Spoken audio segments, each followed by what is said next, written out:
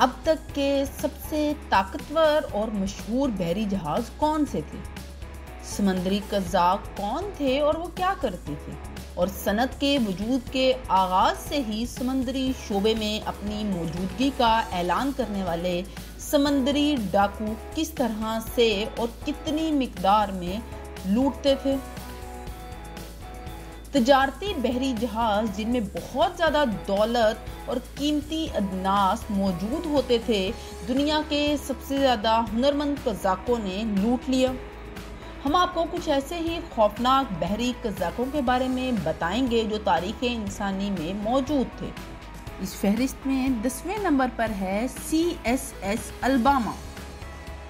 سی S S Alabama England نے تعمیر کیا اور 1862 میں ان کے لیے یہ ایک بہت بڑی کامیابی تھی۔ اس جہاز کو بعد میں ایک کروز میں تبدیل کر دیا گیا اور اس نے کام کرنا شروع کر دیا۔ الباما نے 2 ماہ شمال میں بحری جہازوں کو پکڑنے اور تباہ کرنے میں گزارے۔ بحر اوقیانوس اور ریاستہائے متحدہ امریکہ سے اناج کی کھیپ یورپ کی طرف روانہ ہوئی اور الباما کو تیز رفتاری اور دھوکہ دہی کے ساتھ بنایا گیا۔ اس جہاز کی لمبائی 220 فٹ اور چوڑائی 32 فٹ تھی اور اس میں 350 ٹن کوئلے کی گنجائش تھی۔ جب سیمیز نے دوسرے جہاز پر قبضہ کر لیا تو اپنا جھنڈا گرا دیا گیا اور دشمن پر اپنی فتح کا اشارہ دینے کے لیے جھنڈا لہرایا گیا۔ اپنی انتہائی تباہ کن حالت میں الباما ہر 3 دن میں بھی اوسطاً ایک یونین جہاز کو تباہ کر رہا تھا اور یہ تباہ کن تھا۔ الباما کو 19 جون 1864 کو نارمنڈی کے ساحل پر یونین کروز کیئرسرچ نے تباہ کر دیا۔ نمبر 9 پر ہے رائزنگ سن۔ رائزنگ سن بحری قزاقوں کا بحری جہاز تھا جس میں 35 بندوقیں تھیں، جو کیپٹن کرسٹوفر موڈی کی قیادت میں 135 افراد کے عملے پر سوار تھی۔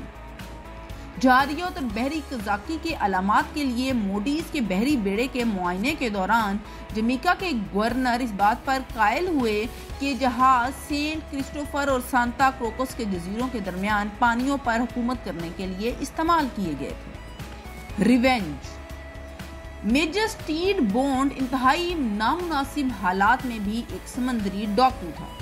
وہ ایک بیوی اور بچوں کے ساتھ بارباڈوس میں باغبانی کا اچھا کام کرتا تھا جب تقریباً 30 سال کی عمر تھی۔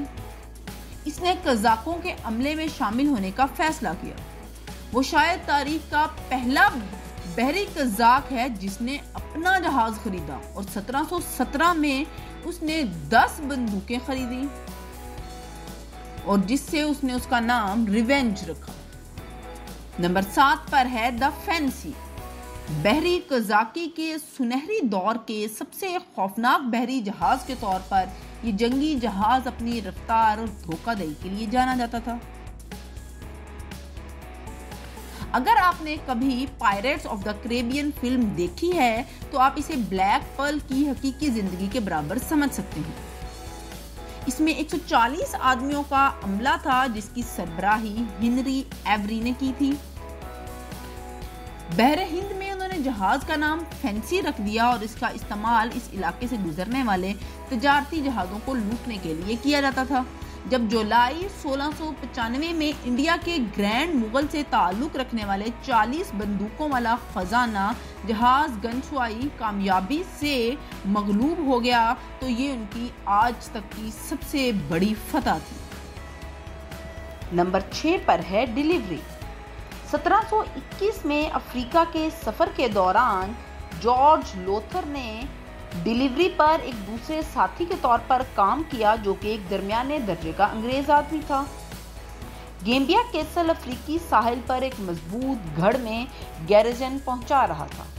جب یہ واقعہ پیش آیا تو فوجی دستے پہنچے۔ انہوں نے دریافت کیا کہ ان کے رہنے کے کوارٹر اور کھانے پینے کا سامان انتہائی ناقص تھا۔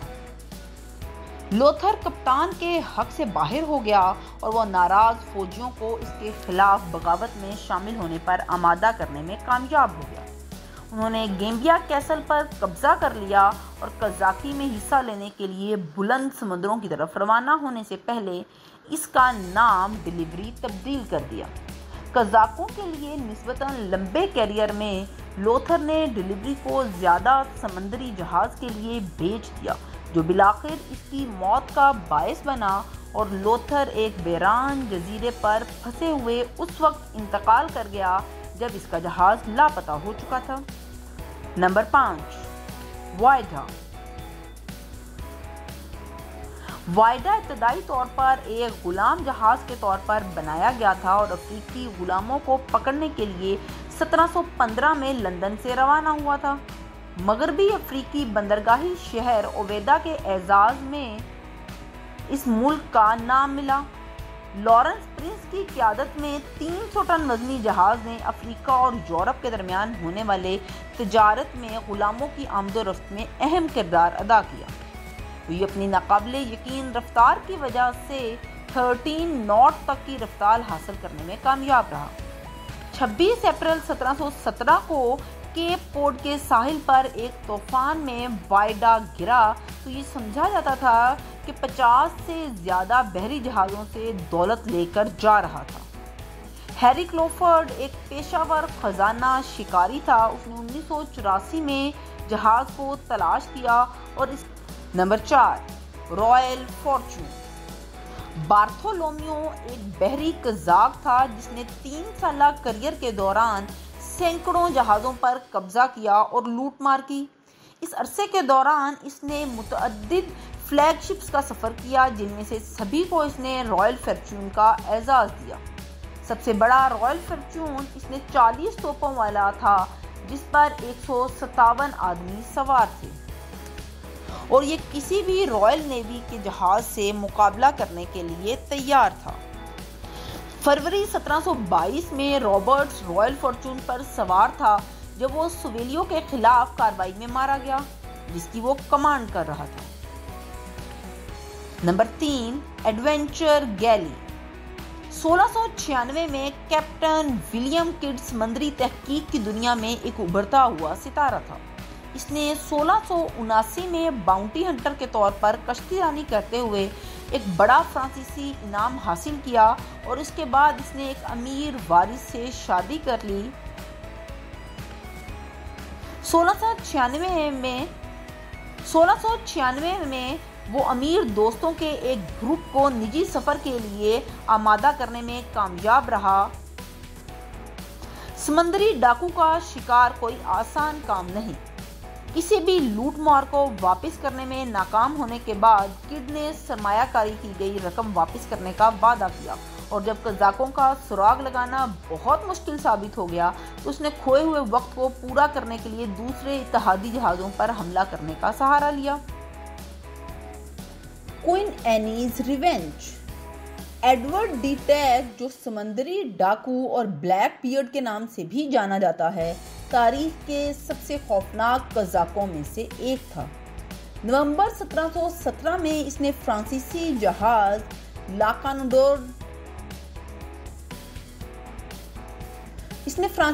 جہاز کانکورڈ پر قبضہ کر لیا جو غلاموں کو بحر اوقیانوس کے پار لے جانے کے لیے استعمال ہوتا تھا۔ اس نے کانکورڈ کو 40 بندوقوں سے لیس کیا اور اسے انگلینڈ کی ملکہ کے نام پر کوئن اینیز ریونج نام رکھ دیا۔ بلیک بیئرڈ نے اپنے جہاز سے کیریبین اور شمالی امریکہ کے مشرقی ساحل کو کنٹرول کیا جسے اس نے 40 توپوں سے مسلح کیا۔ نمبر 1 پر ہے فلائنگ ڈچ مین۔ تاریخ میں سب سے مشہور سمندری ڈاکو جہاز فلائنگ ڈچ مین بحری قزاقوں میں سے ایک ہے اور یورپی سمندری افسانوں میں فلائنگ ڈچ مین ایک بھوت جہاز ہے جو ہمیشہ کے لیے روانہ ہونا ہے جب یہ ملاحوں پر ظاہر ہوتا ہے۔ کیپٹن وینڈر ڈیکن طوفان کے دوران کیپ آف گڈ ہوپ کا چکر لگانے کا وعدہ کر کے اپنی جان کو خطرے میں ڈالتا ہے اور اس طرح اسے اپنے باقی زندگی کے لیے کیپ کے گرد سفر کرنے کی مذمت کی جاتی ہے۔ اسے ایک تحریک کا کام کیا اور جو کہانی کے مرکزی کردار کے طور پر اسی دنیا میں قائم ہے۔ اس جہاز کے بارے میں بہت سی کہانیاں مشہور ہیں۔ 2 صدیوں سے زیادہ عرصے سے فلائنگ ڈچ مین کا ذکر بہت سی کتابوں میں بھی ہوتا رہا ہے اور دیکھنے کے مطابق یہ ایک بھوت جہاز تھا۔ آپ کو ہماری یہ ویڈیو کیسی لگی؟ کامنٹ باکس میں ہمیں ضرور بتائیے۔ ہمارے چینل کو لائک کیجیے، شیئر کیجیے اور سبسکرائب کیجیے۔ بیل آئیکن کو دبانا نہ بھولیے تاکہ آنے والی ہر ویڈیو کا نوٹیفیکیشن آپ کو ملتا رہے۔